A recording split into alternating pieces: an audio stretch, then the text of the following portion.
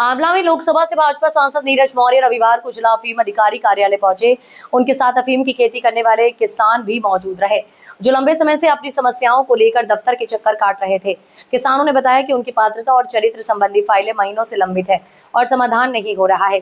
सांसद ने स्वास्थ्य सेवाओं पर भी सवाल उठाए हैं। हाल ही में बरेली से आए उप मुख्यमंत्री ब्रजेश पाठक द्वारा 300 बेड का अस्पताल PPP public private partnership model पर शुरू करने को कहा। इस पर नीरज मौर्य ने खुला ऐतराज जताया है। उन्होंने कहा कि इस तरह से सरकार को पीपीपी मॉडल पर चलाए स्वास्थ्य और शिक्षा बुनियादी सेवाएं हैं, जिनकी जिम्मेदारी सीधे सरकार की है। इन्हें निजी हाथों में सौंपकर जनता के साथ अन्याय किया जा रहा है। छुट्टा जानवरों की समस्या पर भी साधा निशाना। सांसद ने किसानों की ओर बड़ी समस्या उठाई है। उन्होंने कहा कि बरेली में पशुधन मंत्री यहीं के होने के बावजूद किसान छुट्टा जानवरों से परेशान हैं। फसलें लगातार बर्बाद हो रही हैं। किसानों को भारी आर्थिक नुकसान झेलना पड़ रहा है। सरकार इस समस्या का ठोस हल नहीं निकाल पा रही है। सांसद ने साफ शब्दों में कहा है कि जनता सब देख रही है।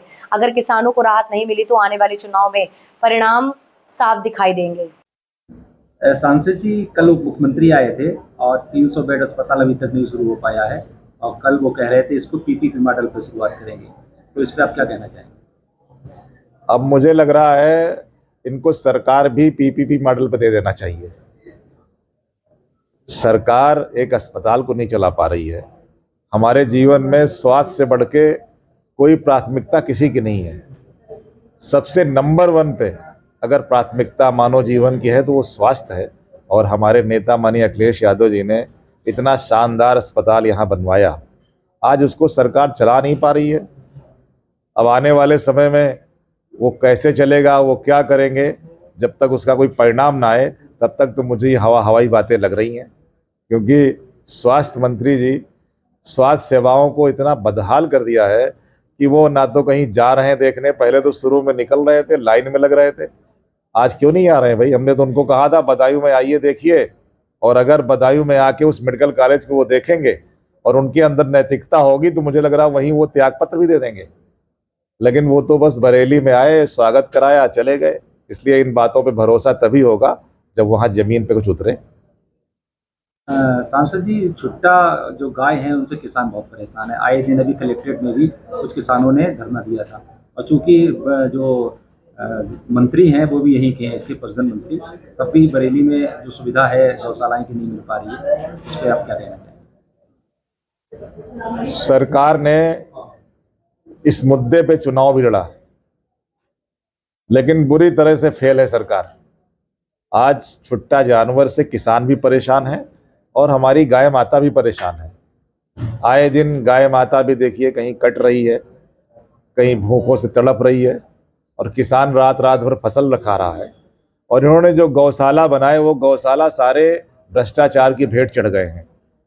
तो मुझे लग रहा है कि मंत्री जी को सड़कों पे गाय दिखाई पड़ती होगी, लेकिन वो उस पर कुछ कर नहीं पा रहे हैं, बोल नहीं पा रहे हैं।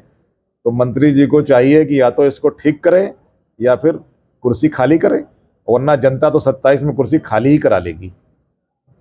सांसद जी, आप यहाँ पर आए हैं जिला अधिकारी के यहाँ, क्या मामला है? और बहुत सारे किसान भी आपके साथ। आपसे कुछ दिन पूर्व हमसे बहुत सारे इस जिले के किसान, बदायूं के किसान, शाहजहांपुर के किसान जो अफीम की खेती करते हैं वो मिले थे और उन्होंने कुछ अपनी समस्याएं मुझे बताई थी।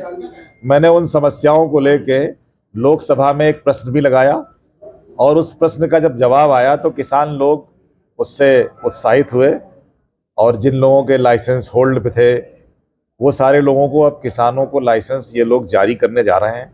आज इसी कड़ी में कुछ लोग सुबह हमसे मिले और उन्होंने इच्छा जताई कि एक बार आप कार्यालय पे चले। आज किसानों को लाइसेंस 18 तारीख शायद बांटे जा रहे हैं, तो आज इसी कड़ी में हम लोग यहाँ आए, किसानों से मिले और आने का ये रहा कि छोटी छोटी जो लोगों की बातें थी वो भी यहाँ के अधिकारियों के साथ बैठ के हम लोगों ने उनको भी हल कराया। और हम अधिकारियों से ये उम्मीद भी करते हैं कि आने वाले समय में किसान जब यहाँ आए तो उसको सम्मान मिले, उसके काम को पहली प्राथमिकता पे किया जाए, ऐसी अपेक्षा के साथ हम लोग यहाँ पे आज आए हैं और ये वार्ता हुई।